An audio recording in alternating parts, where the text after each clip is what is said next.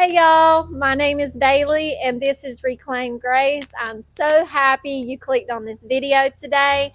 We're going to be making over 3 items, some thrifted items and just some wood I had laying around the shop into some beautiful fall decor. So I hope y'all enjoyed today's video. If you do, be sure to give this video a thumbs up and comment down below and let me know which one was your favorite. Let's get started. Our first project today is a thrifted pumpkin. I did pay $3.99 for this one, but it was pretty heavy duty. We're going to start off by casting the sunflower out of the sunflower IOD mold just by dusting my mold very well with cornstarch. And then we will start warming up our clay and pressing our IOD air dry clay into our mold using our thumbs to get that smooth back, and then we will gently flex our mold, flip it over, and let gravity help the casting fall right out. I'm going to use my X-Acto knife to cut a circle in the center of our sunflower, and then I will gently set our casting to the side. We're now going to work on our pumpkin. It had some engravings on the front of it. So after I give it a quick wipe down with a baby wipe, I'm going to test out just to make sure I have a big enough circle cut in my mold. And then we're going to start filling in these engravings. I'm just going to use some air dry clay. I thought about adding glue, but just smushing the clay in there with my fingers, it stayed well enough. So I'm just going to continue smushing that clay in there until we have everything filled in. I'm still out of my Titebond Quick and Thick, so I'm just using regular Titebond wood glue, spreading the glue evenly to the edges, and then we will place our sunflower on top of our pumpkin. We will press very gently so we do not distort our casting, and then we will get ready to paint.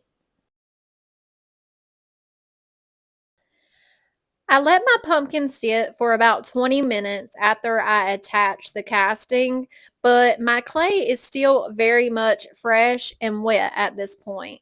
I want to put a coat of cake batter by DIY on the entire clay piece so I do not have any cracking and shrinking. So I did water my cake batter down a little bit in my lid so it would flow very easily into all the details of this mold. And I gave the sunflower 2 coats of DIY cake batter. I'm then coming in with Summer Crush by DIY and just lightly putting and blending this paint on the inner part of our sunflower. This will just give it some dimension and just some layering and make it look more realistic. Kind of go back and forth with the cake batter and the Summer Crush until I like the way it looked. Then I mixed up some salt wash with some Summer Crush because this will also hide that engravings that we filled in earlier. And I put that all over my pumpkin. I'm then taking my paintbrush, just dipped straight into the Summer Crush to cut in around my sunflower. That made it a lot thinner to make sure I have a nice clean edge. Then going to take Oakum by Fusion and clean up that stem a little bit. And once that layer was dry, I then dry brushed a little bit of that yellow color on top. I'm going to seal our project with the DIY clear wax, just applying a nice good layer of the clear wax on top of everything. And before I buff that in or off, I'm coming straight in with the Fusion Agent Wax. Applying this very well into the details of my mold, and then I apply it on the entire pumpkin. And I do work in sections when I'm applying the dark wax just so I have a little bit more freedom of how much I can wipe back. And that's it for this project. I think it is super cute. Y'all let me know what you think about this one.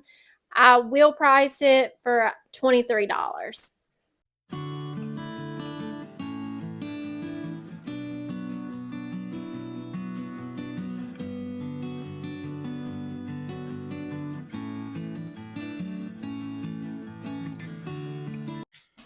Project 2 is my favorite project in this video because it took quite a bit, honestly, but I had fun while I was doing it, and that's really all that matters.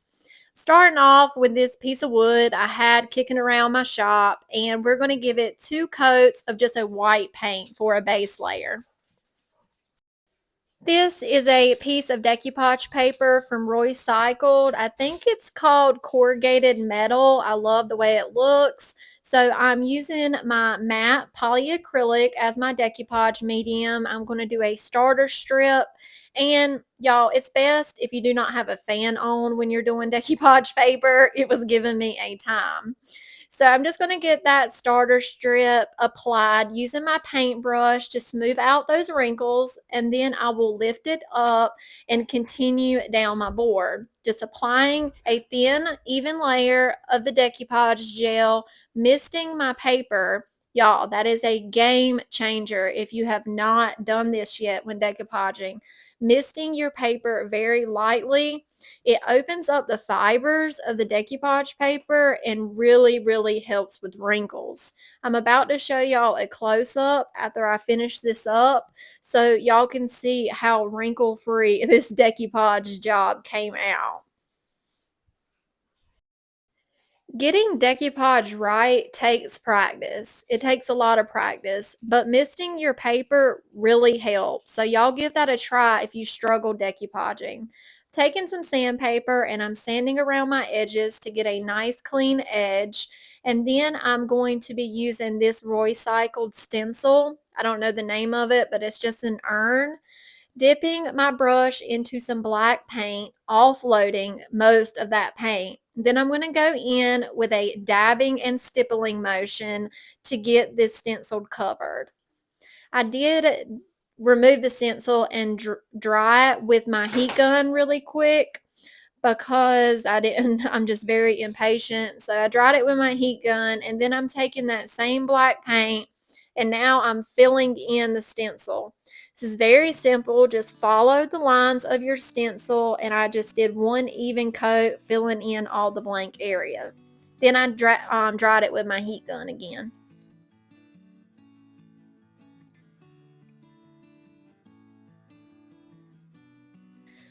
Once that layer is dry, we're going to work on our next layer to the urn. This is Prairie Gray by DIY and some salt wash. I'm trying to get a pretty thick mixture here. Then I'm going to lay my stencil, aligning it with what we just painted, and I'm taking a palette knife to scrape my textured thickened paint across our urn.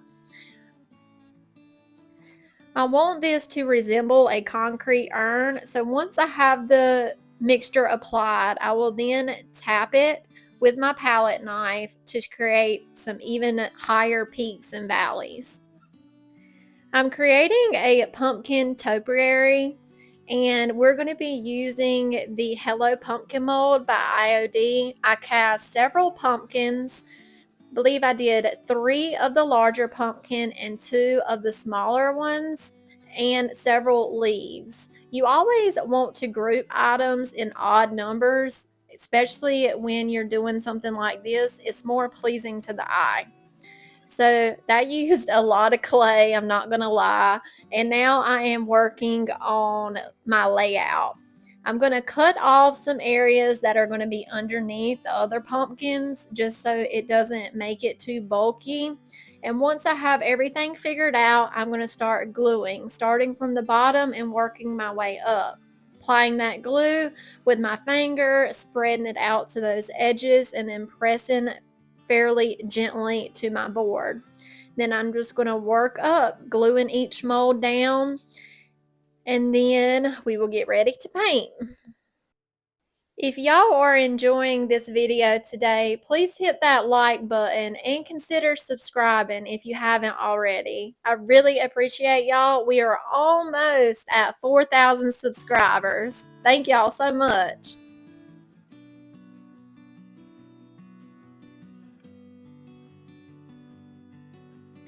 Now to my favorite part, painting. I grabbed several paint colors. This is Summer Crush by DIY, some dried up Farm Fresh DIY, some somewhat dried up aviary by DIY, some crinoline, some mint chip, and some fusion woodwick. We are going to be blending these paints together to just create the look that I'm going for. And I'm watering my paint down quite a bit. It would just help get into all the details since my clay is very wet at this point. And I'm just going for a natural, realistic look. So you will see me blend in darker colors and throw in like some green onto this orange pumpkin and then like some blue onto the orange pumpkin. I'm just going to let y'all watch this. This was very therapeutic to me and I thoroughly enjoyed crafting and painting this project. And when you're cutting in around the molds, we did seal that decoupage paper so it was very easy to wipe off any mistakes with a baby wipe.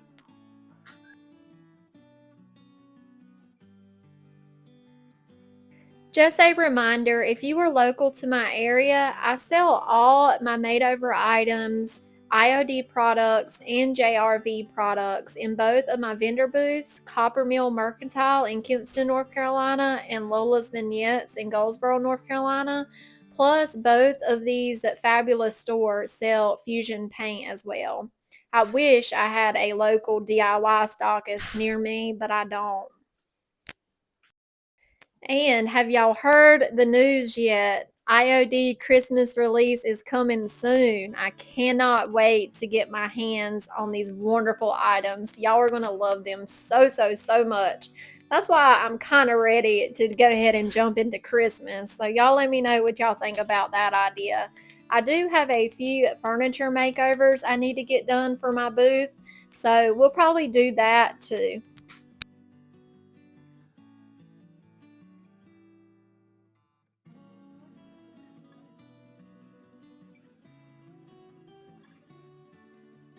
Once I get these leaves painted, I'm coming in and just blending some different colors on each pumpkin, trying to make these realistic as possible. I even have pictures of pumpkins pulled up on my phone while I'm doing this, just so I can, kind of use that as a reference.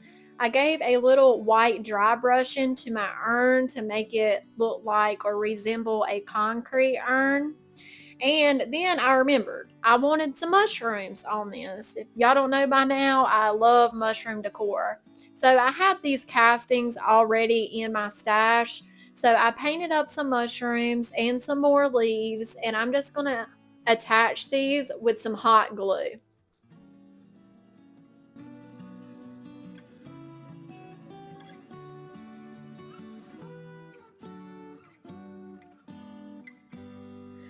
I'll let everything dry really well, and I'm going to use this Sweet Pickens top coat because it is a true matte finish. Then our final step to the actual design, I'm coming in with some Fusion Aging Wax, working the wax into all the details, and then I'll use a baby wipe to wipe off any excess. If dark wax isn't your thing, you do not have to use dark wax. You can come in with a white wax or just a clear wax, but I really enjoy using this aging wax because it brings out all the details of the mold and I just love the way it looks. So now we're going to create our frame. I got my boyfriend to break out my table saw and I'm going to cut some 3/4 inch pieces from this piece of scrap wood. Being sure to have my safety glasses on and my ear protection. Then I'm going to use my chop saw to cut these to length. I just measured around my frame and then we will give everything a good sand. I'm going to be staining these frame pieces with some watered down oakum. We're just going to do a paint wash on all four sides to our frame pieces. I will apply a nice even layer and then come in with a baby wipe to wipe off all the excess. Then gonna glue my frame pieces to our beautiful artwork, just using that tight bond wood glue, trying not to apply too much glue. And then I do insert a few nails also. That was hard to capture on camera. Y'all, I absolutely love how this project came out. If I sell it, it'll probably be for $99. That would be worth it to me, but this one's just kind of hard to judge. Quite a bit of clay was involved, quite a bit of time. So, what would y'all price this at if you were reselling it in your vendor booth? Y'all let me know what you think about this project.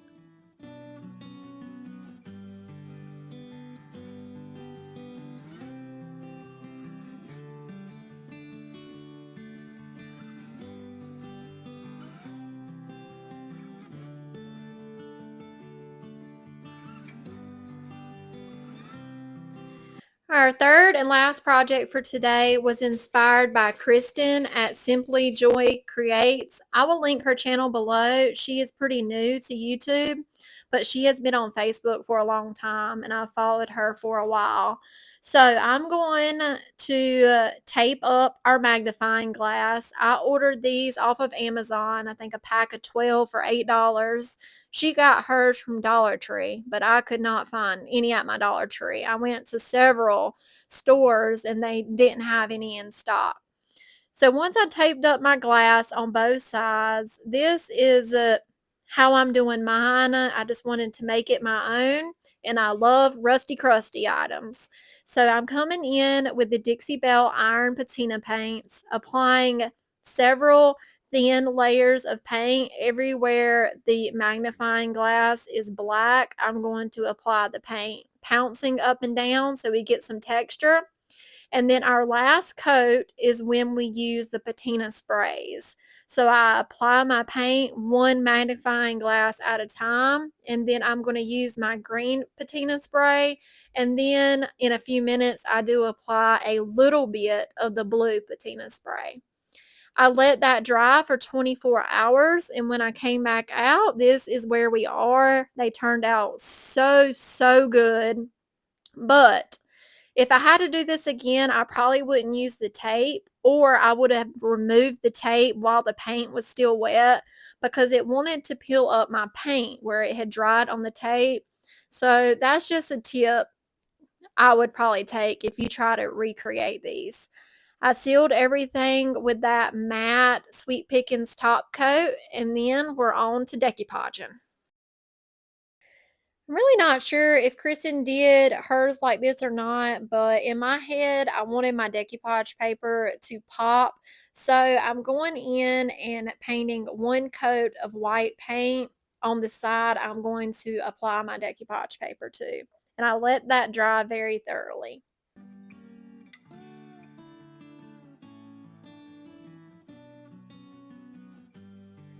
Next, I grabbed out several decoupage papers I had in my stash and just tried to imagine what would look good inside our magnifying glass.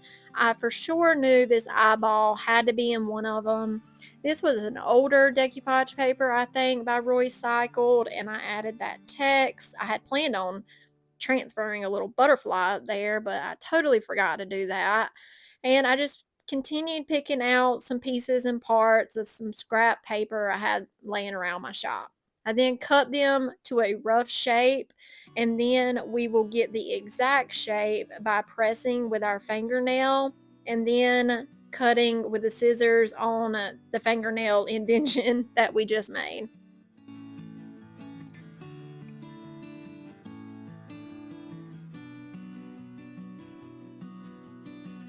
Here I'm just using my polyacrylic mat as my decoupage gel. 9 times out of 10, this is what I always use to apply decoupage.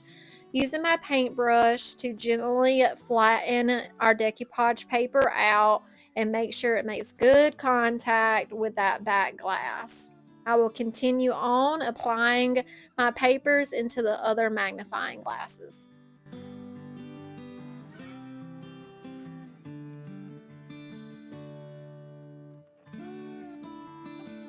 As you are about to see, I did not cut my circles out perfectly. There is a white edge on this one, and we will fix that a little later.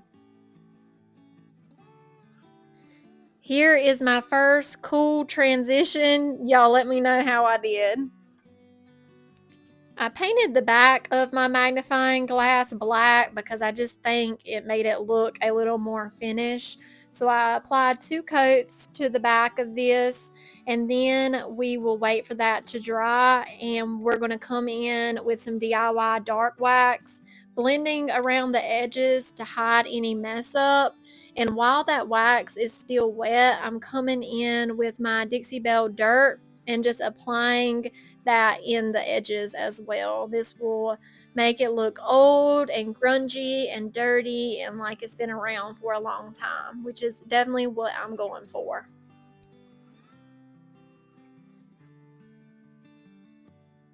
Final step for these Halloween magnifying glasses, I'm just adding some dried floral baby's breath that I got off of Amazon and a little bit of jute twine using my hot glue very sparingly. And that's it. I did take a lighter after I got everything cut to fit and went over my jute so it took away any little wispies.